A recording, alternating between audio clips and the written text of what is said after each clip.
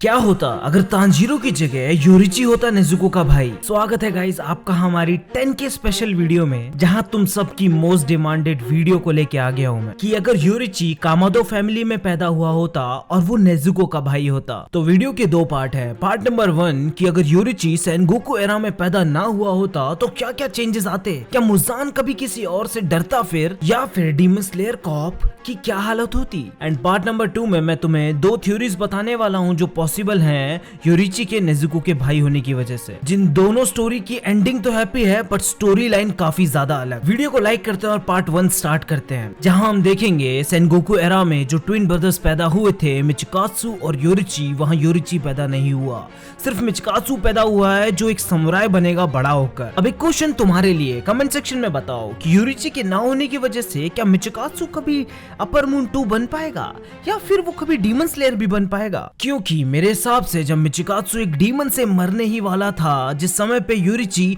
वापस अपने वनवास से आया था और मिचिकात्सु को बचा लिया था, बट इस बार योरिची नहीं आएगा क्योंकि योरिची पैदा ही नहीं हुआ और मिचिकात्सु एक डीमन द्वारा मारा जाएगा। बट उसकी वजह से फ्यूचर की जनरेशन को कोई फर्क नहीं पड़ने वाला क्योंकि मिचिकात्सु वैसे भी अपनी फैमिली को छोड़ के चला गया था, तो इस टाइमलाइन में बस थोड़ा पहले मर जाएगा और उसकी ब्लड लाइन वैसे ही चलेगी, माने योइचिरो और मोइचिरो दोनों के दोनों पैदा होंगे। अब आगे बात करते हैं, योरिची के ना पैदा होने की वजह से सेनगोकू एरा में कोई ब्रीदिंग स्टाइल और ब्रीदिंग फॉर्म्स को इंट्रोड्यूस नहीं करेगा, कोई चीज को डिस्कवर नहीं कर पाएगा। अब एक क्वेश्चन तुम्हारे लिए कि अगर योरिची ने ब्रीदिंग स्टाइल डिस्कवर किए थे और वो सेनगोकू एरा में पैदा नहीं हुआ तो अब ब्रीदिंग स्टाइल्स कौन डिस्कवर करेगा? क्योंकि मेरा आंसर बहुत कंट्रोवर्शियल हो सकता है, इसलिए अपना आंसर तुम कमेंट सेक्शन में बताओ। और मेरे हिसाब से इस चीज का आंसर डीमन स्लेयर ने अपनी करंट सीरीज में दे चुका है, जहां हमें मालूम है इनोसुके ने अपना ब्रीदिंग स्टाइल खुद से फॉर्म किया था और वो खुद से सीखा था, उसे कोई मास्टर या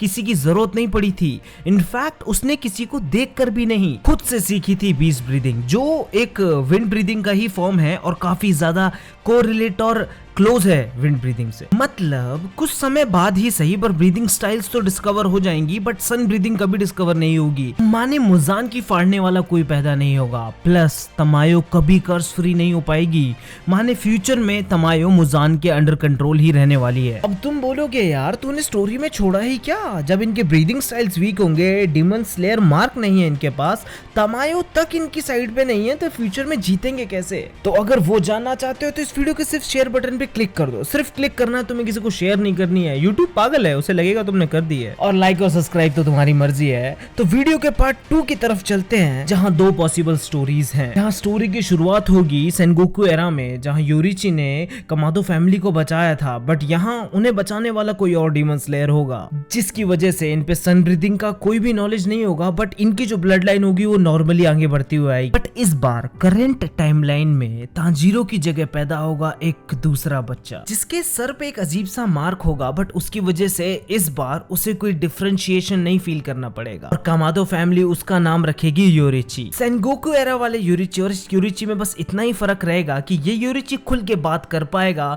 मुस्कुराएगा और समाज से नहीं डरेगा। हाँ, वो सेनगोकू एरा की तरह 9 साल तक एक कमरे में बंद नहीं रहेगा, वो अपने डैड के साथ बाहर हंटिंग पे जाएगा और उसे पता लगेगा कि वो दूसरे लोगों से कितना अलग है। जिसके बाद टाइमलाइन वही नॉर्मल पेस पकड़ लेगी, योरिची अपने डैड तांजीरो कामादो को खो देगा और फैमिली के लिए काम करने लगेगा। जहां एक दिन गांव से कोयला लाते समय वो एक बुड्ढे के घर पे रुक जाएगा और सुबह आके देखेगा तो उसकी पूरी फैमिली मर चुकी है, मुजान ने आके उसकी पूरी फैमिली को मार दिया। और वही तांजीरो की स्टोरी की तरह वो नेजुको को देख के डर जाएगा और वो उसे लेके एक डॉक्टर की तरफ भागेगा, जहां उसका एनकाउंटर होगा गियो से। अब ये क्वेश्चन बहुत हार्ड है, जिस वजह से मेरे को इस स्टोरी के 2 पार्ट बनाने पड़े। क्या तुम्हें लगता है गियो योरिची के चाइल्ड फॉर्म को हरा पाएगा? क्योंकि योरिची एज अ चाइल्ड भी बहुत ज्यादा पावरफुल था, तो ये चीज मैं तुम लोगों के ऊपर छोड़ता हूँ। और उसी के बाद यहाँ से वीडियो के 2 पार्ट हो जाएंगे, जहाँ एक पार्ट में योरिची गियो को मार देगा और नेजुको को प्रोटेक्ट करेगा,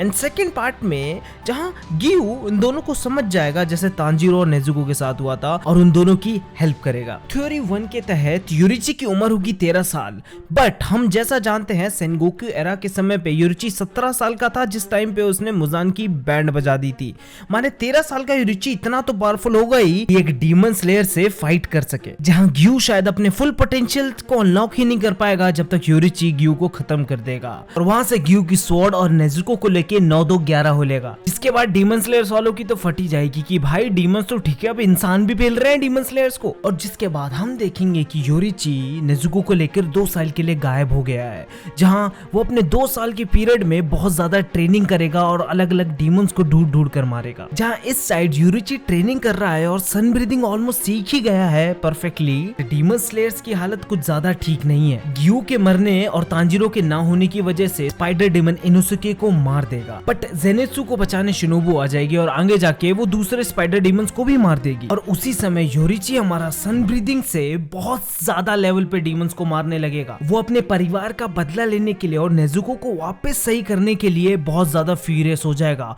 और वो बहुत ज्यादा अमाउंट में डीमंस को मारने लगेगा, जिस चीज का पता मुजान को भी लगेगा प्लस डीमन स्लेयर्स को भी। जहां इस बार मुजान फिर से एनमू को भेजेगा मुगान ट्रेन में, जहां रेनगोकू भी आएगा, बट साथ ही उनके पास आएगा योरिची, जिसे पता रहेगा कि इधर कोई एक डीमन है जो लोगों को परेशान कर रहा है। योरिची जिसकी प्रेजेंस रेनगोकू आराम से भाप लेगा। इस स्टोरी लाइन में भी रेनगोकू फ्लेम हाशिरा रहेगा, बट उतना पावरफुल नहीं, क्योंकि फ्लेम ब्रीदिंग इतनी ज्यादा प्योर नहीं है। यहाँ सन ब्रीदिंग से ना निकलने की वजह से सारे के सारे ब्रीदिंग स्टाइल थोड़े थोड़े इनपरफेक्ट और इनप्योर है। जहां हम देखेंगे रेनगोकू और योरिची मिलकर एनमू को बहुत ही जल्दी हरा देंगे, बट इस पॉइंट पर एंट्री होगी अकाजा की। और गाइस तुम्हें ये सुन के बहुत ज्यादा खुशी होगी कि अकाजा की कोई औकात नहीं कि रेनगोकू और योरिची को साथ में मार दे। योरिची ने 17 साल की उम्र में मुजान की हड्डियां टाइट कर दी थी और इस टाइम पे योरिची 15 साल का है, 15 साल का बच्चा जिसे अपनी फैमिली का बदला लेना है। रेनगोकू योरिची को देखकर बहुत ज्यादा सरप्राइज और इंप्रेस हो जाएगा और वो ये भी समझ जाएगा कि यही वो बच्चा होगा जिसने ग्यू को मारा है। इस फाइट में अकाजा को हराने के बाद रेनगोकू योरिची को मनाकर डीमन स्लेयर्स के पास ले जाएगा, जहां योरिची उनसे अपनी माफी मांगेगा कि यार मेरे को पता नहीं था ग्यू अच्छा आदमी है। पॉइंट इज योरिची के आने के बाद डीमन स्लेयर कॉर्प्स में चालू होगी एक बहुत ज्यादा एग्रेसिव और बड़े लेवल पे ट्रेनिंग,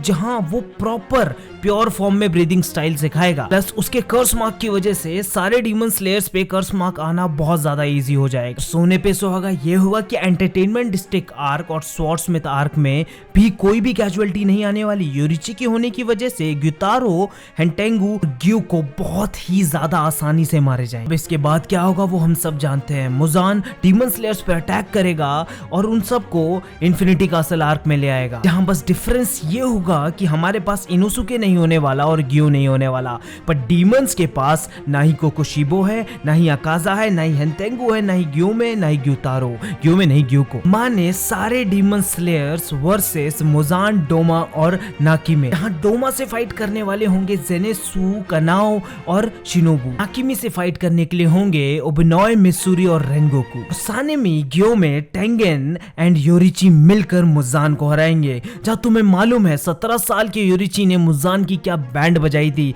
और यहाँ योरिची शायद 16 साल का होगा। तो मैथ्स तुम लोग का सबका अच्छा है। अब कैलकुलेट करके मुझे जल्दी जल्दी कमेंट सेक्शन में बताओ कि भाई कौन जीतेगा, मुजान की योरिची वाली टीम। थ्योरी नंबर 2, जहाँ ग्यू योरिची को समझकर उसे अपने अंडर ले लेगा तांजीरो की तरह। अगर ये वाली वीडियो देखनी है तो वीडियो को शेयर करो, चैनल को सब्सक्राइब करो और लाइक भी कर देना, क्योंकि ये वीडियो आएगी सेकंड पार्ट में। अब तक तुम मेरे चैनल की दूसरी व्हाट इफ वीडियो पक्का चेक करना जो बहुत ज्यादा क्रेजी है। Thank you for 10K subscribers guys. मिलते हैं अपनी नेक्स्ट ब्लॉकबस्टर वीडियो में। सायोनारा, हस्ता ला विस्ता। हुल्ली हुल्ली साजना, धीरे धीरे बालमा।